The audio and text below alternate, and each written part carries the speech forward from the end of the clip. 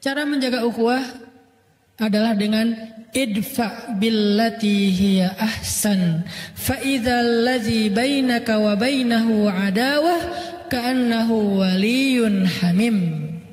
Balaslah keburukan dengan kebaikan sehingga orang yang tadinya memusuhi kamu berubah menjadi pembela yang setia kepadamu.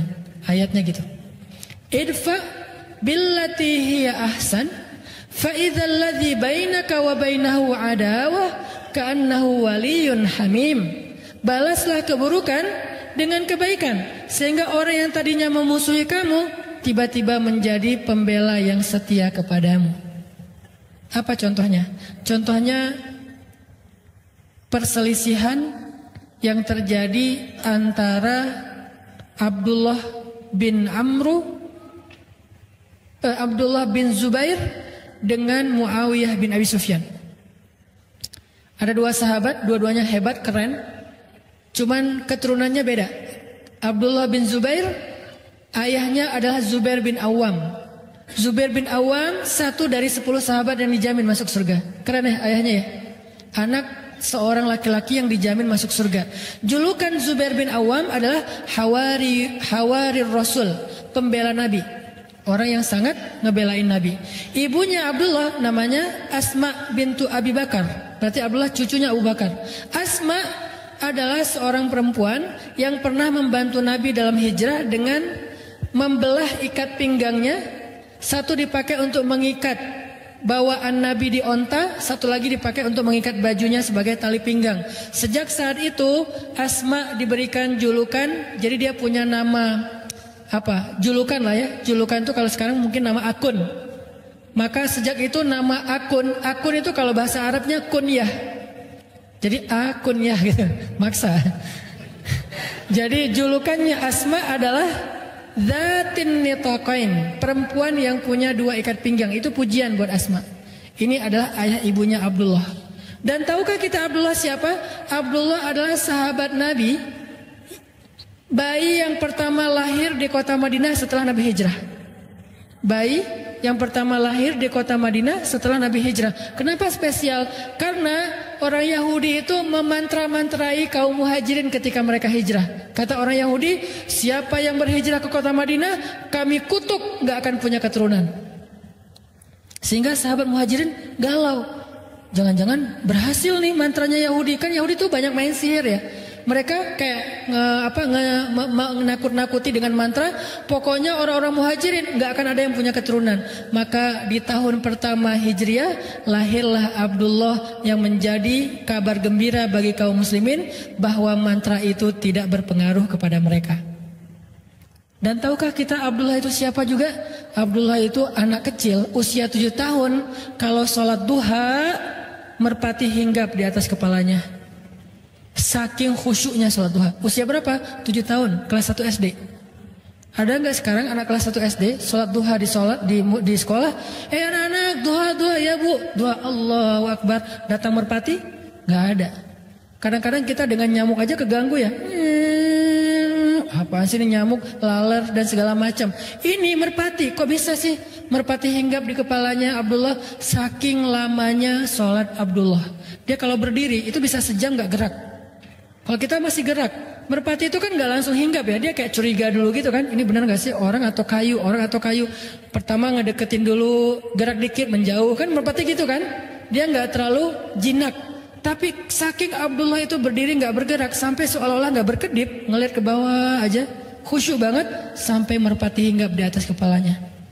Setelah lama baru dia ruku sujud beres sholat, orang-orang kagum dan bilang, Abdullah, gimana ya cara sholat yang khusyuk kayak kamu sampai merpati hinggap di kepala?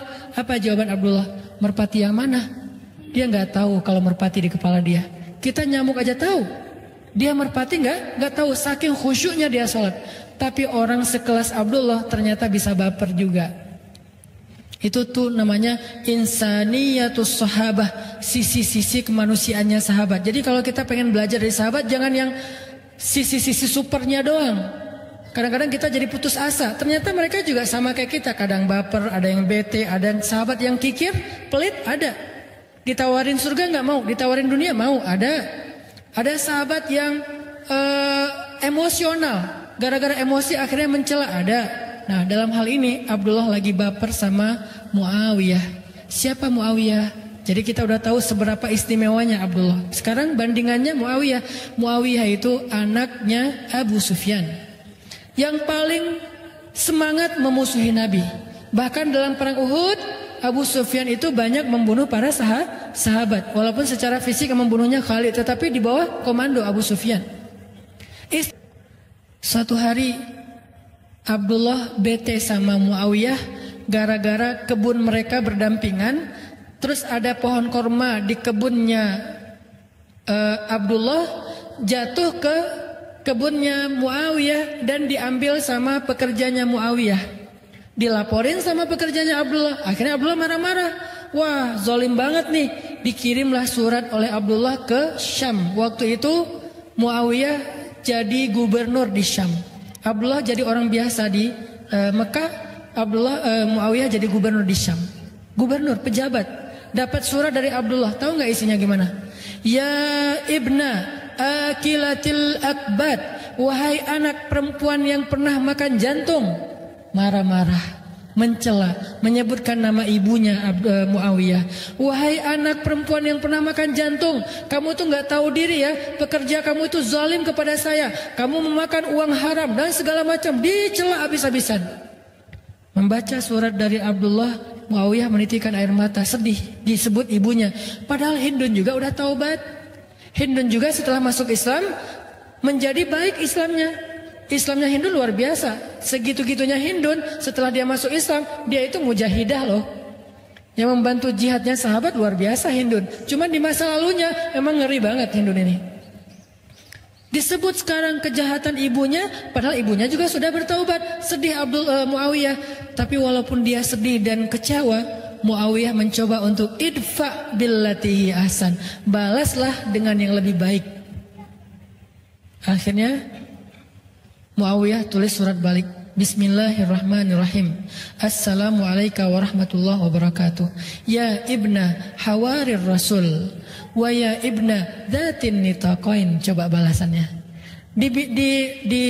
Dimarahin oleh Abdullah dengan kalimat wahai anak perempuan pemakan jantung, tapi dibalas wahai anak seorang pembela Nabi. Wahai anak seorang perempuan yang punya dua ikat pinggang. Dipuji orang tuanya oleh Muawiyah. Sehingga dia mengatakan saya nggak tahu kejadian itu.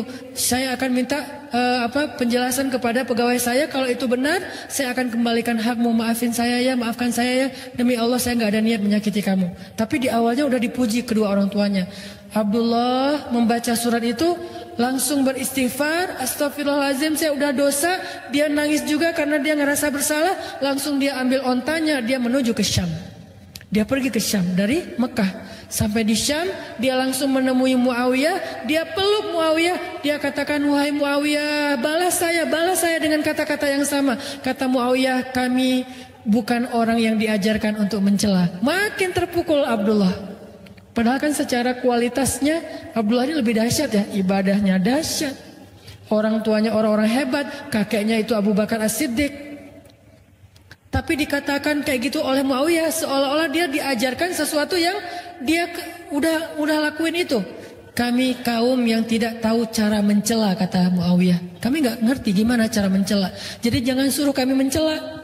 Wahai Muawiyah, balas cela saya. Nggak ngerti gimana cara mencela. Maaf wahai Abdullah, saya nggak tahu cara mencela.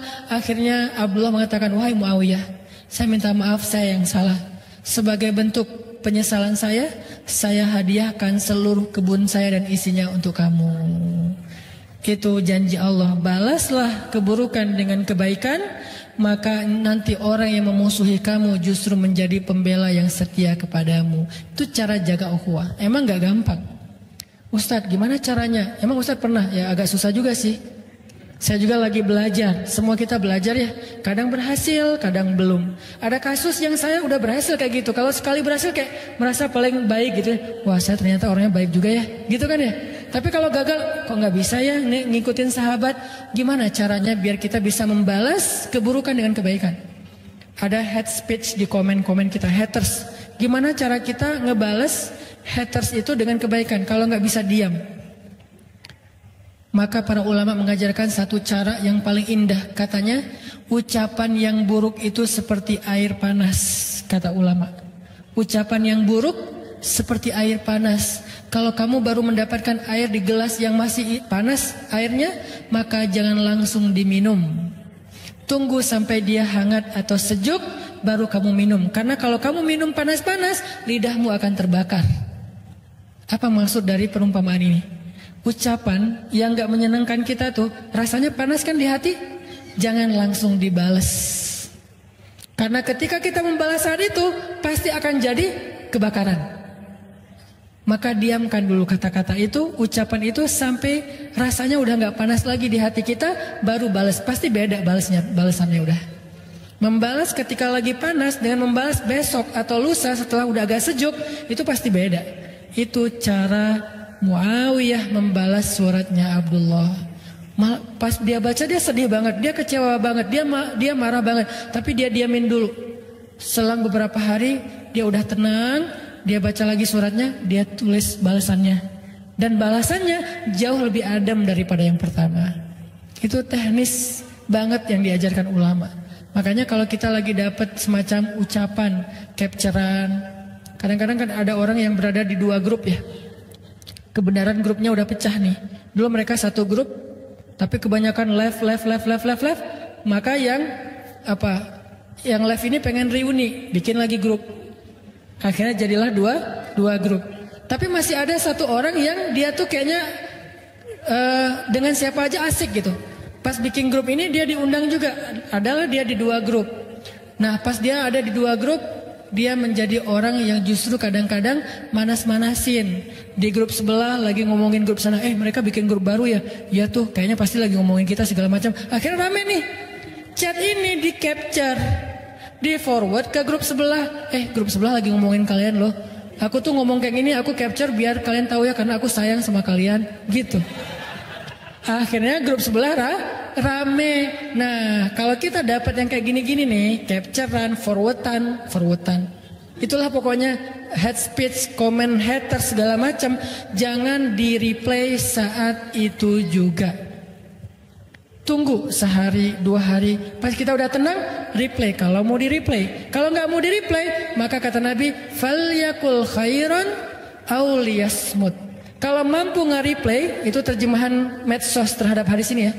Mangkana yu'minu billahi wal yaumil akhir. Siapa yang beriman kepada Allah dan hari akhir di sosial media, hendaklah nge-replay yang baik-baik atau nggak usah di-replay sama sekali. Itu terjemahan kontekstual. Kalau omongan kayak gini dipotong, ini pasti jadi salah paham. Bener nih Ustaz emang aneh. Nerjemahin hadis sesuka-sukanya, itu namanya bukan terjemahan letterleh, tapi terjemahan kontekstual dengan konteks sosial media. Kalau kita mampu replay yang baik-baik, orang ngomong apa kita ngomong sebaliknya, sehingga dia jadi adem, semua jadi adem. Kalau kita nggak mampu, ya udah nggak usah dikomenin, nggak usah di replay. Kalau nggak kuat, delete aja komennya. Kalau nggak kuat lagi, blok aja orangnya. Nggak apa-apa ngeblok juga, tetapi jangan sampai memunculkan perdebatan. Kadang ada orang yang emang perlu diblok, soalnya itu akun emang sengaja buat komen-komen doang. Pas kita lihat akunnya followers sedikit, postingan 0 ya. Buat apa lagi kalau bukan untuk rame-ramein doang gitu. Ya udah blok aja. Tapi dia pasti akan bikin akun baru. Nggak akan selesai. Karena bikin akun kan gampang, tinggal bikin email, bikin akun jadi. Masuk lagi, komen lagi. Lama-lama kalau kita diemin terus dia capek sendiri. Tapi kita juga capek gitu dengan komen-komen kayak gitu ya. Makanya disitulah belajar. Falyakul khairan aw liyasmut. Kalau nggak bisa nge-replay dengan yang baik, maka mending kita diam. Ini cara jaga ukhuwah.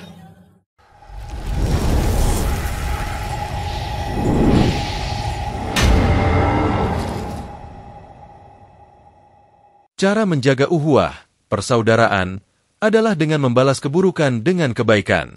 Hanan At-Taki menjelaskan bahwa sikap ini dapat mengubah orang yang awalnya memusuhi kita menjadi pembela yang setia. Contoh nyata dari hal ini terlihat dalam kisah perselisihan antara Abdullah bin Zubair dan Muawiyah bin Abi Sufyan.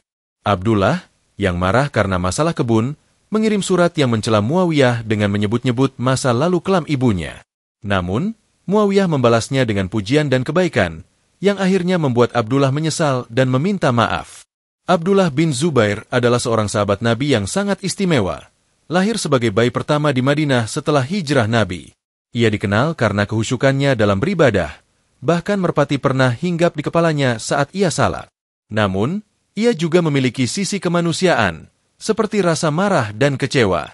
Muawiyah, di sisi lain, adalah anak dari Abu Sufyan dan Hindun, yang awalnya memusuhi Nabi tetapi kemudian menjadi Muslim yang taat. Ketika Abdullah mencela Muawiyah membalasnya dengan pujian dan kerendahan hati, menunjukkan bahwa ia tidak ingin membalas celaan dengan celaan. Hanan At-Taki menekankan pentingnya kesabaran dalam menghadapi ucapan atau perlakuan buruk.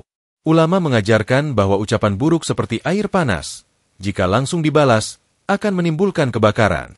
Sebaliknya, jika didiamkan terlebih dahulu sampai emosi mereda, balasan yang diberikan akan lebih bijaksana dan damai. Dalam konteks modern, seperti di media sosial, Hanan menyarankan untuk tidak langsung merespons komentar negatif. Jika tidak mampu membalas dengan kebaikan, lebih baik diam atau menghapus komentar tersebut. Ini adalah cara menjaga ukhuwah dan menghindari perpecahan.